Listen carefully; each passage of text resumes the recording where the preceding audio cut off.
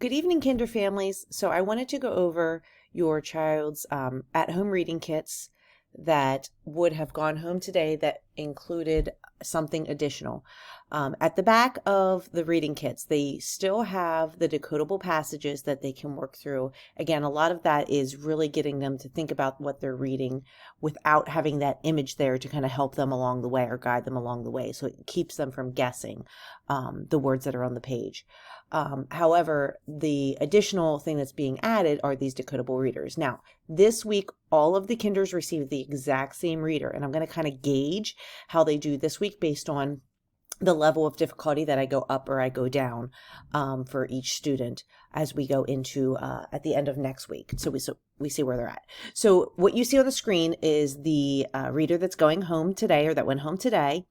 If you notice, they are just printable paper books. So the books are meant to be kept by the kindergartner. So even after they're done reading it, they do not have to return it to school. It is theirs to keep and to continue to read. It's a book that they can read independently, or that we're hoping to get them to read independently. One of the things that you're going to notice on the back of the book is this think about it section. So this is meant for if the kinder is reading it with you or another individual who is able to read, that after they're done reading, for them to ask these questions and to really think about the text that they've read. Again, it's kind of getting them to go from decoding or figuring out the words on the page to being able to take the time to think about their reading, because they're two completely different skills.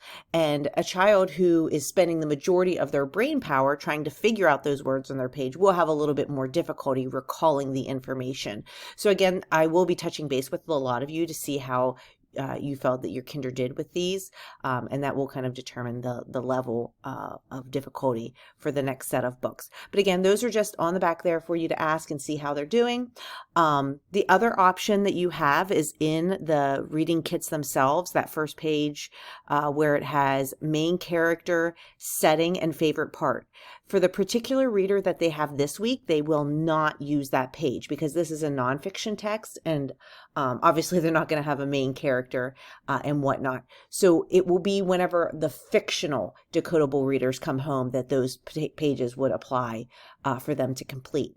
So all I'm asking for at this point is if your kinder did read the decodable reader, if you could send me shoot me a quick message here at the end of next week to let me know, so that way I can give them credit for it. My plan is to put something into the packet itself as far as tracking the books that they've read and parents signing off on it. But based on what had happened with today, I wasn't able to get around to getting that completed before those went out today. So that kind of covers these decodable readers. Again, as a reminder, they're there for the kinder to keep and use. I will touch base with all families next week to find out how they felt their kinder did. But I strongly encourage you, as the kinder is reading through the book, that you're really having them, one, if it's a tricky word, it should be one that we've learned, but if it's a tricky word, encouraging them to recall the different parts that they need to know by heart. So for example, with that's the entirety of the word was a tricky word because we haven't learned the pattern for why those sounds are spelled the way that they are. However, when they get to a word that they should be able to say each sound and blend it together, the expectation is for them to be able to do that.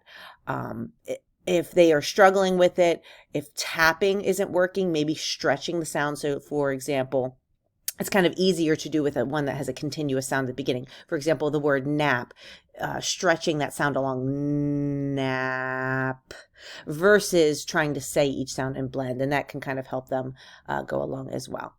All right.